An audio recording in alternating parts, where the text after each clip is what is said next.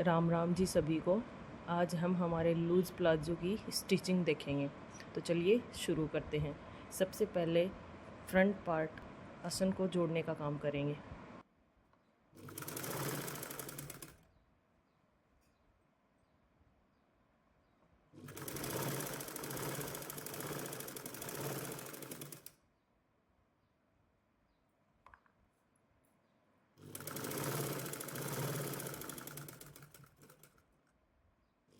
हमारे प्लाजो के front part के आसन की स्टिचिंग हो गई है। अब हम बैक पार्ट के दोनों हिस्सों को लेकर आसन की स्टिचिंग करेंगे।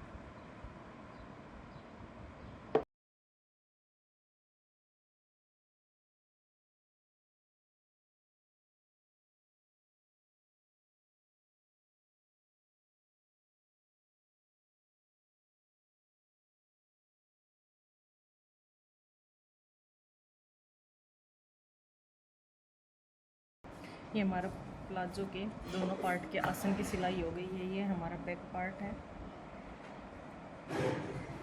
और ये हमारा फ्रंट पार्ट है। अब दोनों पार्ट ओवरलैप करते हुए रखेंगे और साइड की सिलाई करेंगे।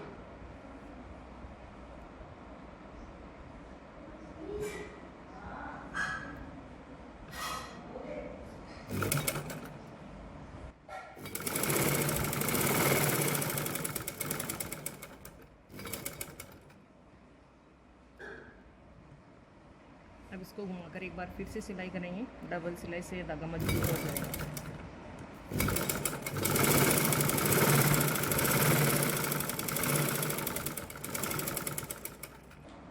ये हमारी एक साइड की सिलाई कंप्लीट हो गई है।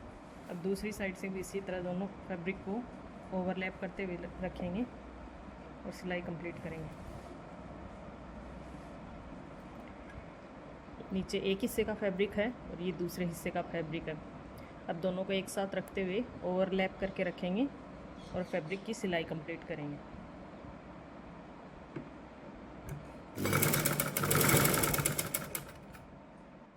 डबल सिलाई करते हुए फैब्रिक को हम सिक्योर करेंगे। हमारे प्लाजो के आसन की और साइड के पार्ट की स्टिचिंग हो गई है। अब हम इसमें पोंचों में डिज़ाइन बनाएंगे। पोंचों में डिज़ाइन बनाने के लिए मेरे पास ये वाइट कलर की लेस है जो इस फैब्रिक के साथ अच्छे से जाएगी।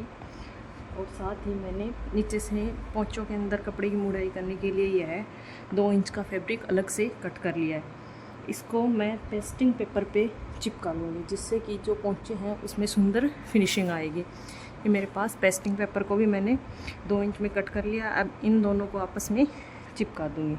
इसके बाद हम इस फैब्रिक के साथ इनकी सिलाई करेंगे। हमने हमारे पेस्टिंग पेपर को और कपड़े को आपस में चिपका लिया। अब हम इसको हमारा जो मेन फैब्रिक है उसके साथ अटैच करेंगे और डिज़ाइन बनाएंगे। अब हम पोंचे पर डिज़ाइन बनाना शुरू करेंगे। इसके लिए सबसे पहले जो मेन फैब्रिक है उसको सीधा करके रखेंगे। उसके ऊपर जो हमें लेस लगानी है उसको उल्टा करके रखेंगे।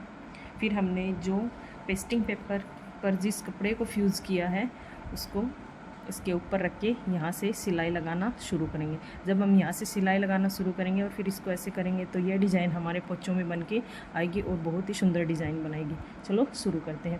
पहले इसको इधर रखेंगे, इसके ऊपर इस पेस्टिंग किए हुए इस फैब्रिक को साथ रख के स्टिचिंग करना शुरू करेंगे। अगर आप पहली बार सिलाई कर रहे हैं तो पहले इस लेस को मेन फैब्रिक से अटैच कर लें। उसके बाद इस फ्यूजिंग किए हुए इस फैब्रिक को दोबारा सिलाई करके अटैच कर सकते हैं। हम एक साथ अटैच कर सकते हैं। तो चलो इसको एक साथ अटैच करते हैं। यह हमारे प्लाजो की एक पोंचे की डिज़ाइन बनकर तैयार हो गई है। बहुत ही देखिए कितनी फिनिशिंग के साथ लगी है। इसी तरह हम दूसरे पोंचे की डिज़ाइन बनाकर भी तैयार कर लेंगे। अब इसी तरह देखिए हमारे दूसरे पोंचे की डिज़ाइन बनकर भी तैयार हो गई है। अब हम इस फैब्रिक को जो बाग खुला बचा है उसको स्टिच करते हुए आपको जितना भी लूज़ रखना है आप अपने लूजिंग पे निशान लगा सकते हैं। प्लाजो की सारी सिलाई कंप्लीट हो गई। अब हम सिर्फ नेफे की मुड़ाई के लिए जिसमें कि हम इलास्टिक डालेंगे उसके लिए फोल्डिंग करना बाकी है। इसके लिए हम 1/2 इंच अंदर की ओर फोल्ड करते हुए जो हमने मार्जिन में एक्स्ट्रा लिया था उसको फोल्ड करके एक बार अंदर की तरफ फोल्ड करके इलास्टिक डालने के लिए नेफा बनाएंगे, या फिर आप साथ में भी इलास्टिक डाल सकते हैं। अगर इस तरह से इलास्टिक डालते हैं तो हमें कोई भी परेशानी नहीं आती है। इसलिए पहले जितना भी हमने मार्जिन में एक्स्ट्रा लिया उस कपड़े को, जितना मार्जिन में एक्स्ट्रा फैब्रिक लिया है उसको अंदर की तरफ फोल्ड करेंगे और फिर यहाँ से मोड़ते हुए और इधर से सिलाई लगाकर चारों तरफ से बना लें। पे हमें किनारे पर सिलाई लगानी है। इलास्टिक डालने के लिए हम जो फोल्डिंग करेंगे, तो जैसे ही हम प्लाजो के पीछे के पार्ट में यहाँ से ऊपर से मुड़ाई करेंगे तो हमें एक ध्यान रखना है कि हम पीछे के जैसे ही सेंटर पार्ट में आएंगे तो ये कपड़ा हमें एक्स्ट्रा मिलेगा। तो यहाँ पे छोटा सा चुन्नट डालना है, क्योंकि जैसे हमने फैब्रिक कट किया था तो हमने थोड़ा सा इधर 2.5 इंच की ऊपर की ओर जो कपड़े को एक्स्ट्रा कट किया था, उसी वजह से यह है एक सलवट आएगी। इसमें कोई दिक्कत नहीं है। जैसे हम इसमें इलास्टिक डालेंगे तो वह सलवटों में छुप जाएगा और फिनिशिंग में कोई दिक्कत नहीं आएगी।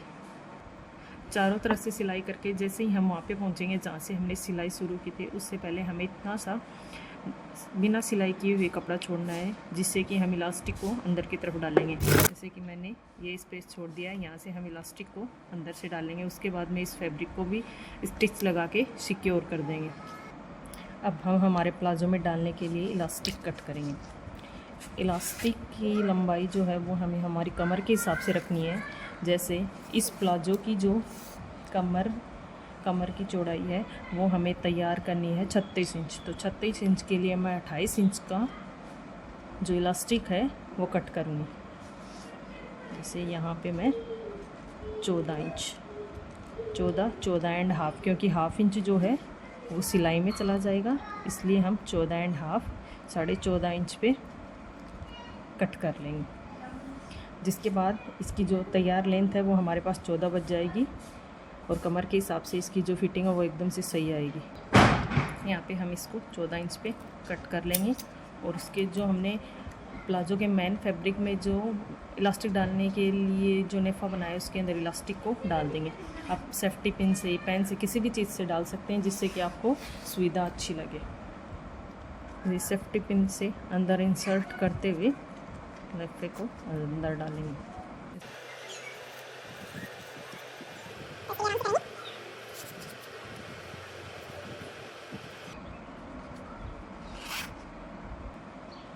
ये हमारा जो इलास्टिक है ये हमने प्लाजो के अंदर डाल लिया। अब इन दोनों को आपस में ओवरलैप करते हुए यहाँ से स्टिचिंग लगाकर इसको सिक्योर कर लेंगे।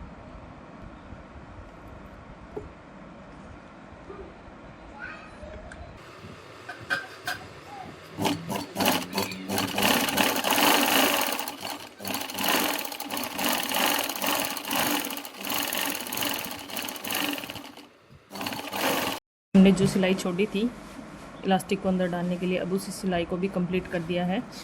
अब चारों तरफ से इलास्टिक में फैब्रिक को इक्वल करेंगे और इसके ऊपर से एक सिलाई लगाते हुए इसको सिक्योर कर देंगे, जिससे कि प्लाजो में जो है चारों तरफ से फिनिशिंग है वो अच्छी आए। यहाँ से बीच में से रखते हुए सिलाई लगाना शुरू करेंगे और इलास्टिक और कपड़े को एक साथ खींचते हुए ये सिलाई लगाएंगे, जिससे कि जो सलवटें हैं वो चारों तरफ सेम आए और जो प्लाजो की फिनिशिंग है वो बहुत अच्छी दिखाई दे। यहाँ से शुरू करेंगे, एक हाथ से इसको आगे की तरफ खींचेंगे, दूसरे हाथ से इसको पीछे की तरफ खींचते हुए सिलाई लगाएंगे, जिससे कि देखिए पीछे जो है वो सलवटें उसी तरह से आ रही हैं। फिर से इसको आगे खींचेंगे, देखिए कितने फिनिशिंग के साथ सिलाई आ रही है। फिर से इसको आगे की तरफ खींचेंगे,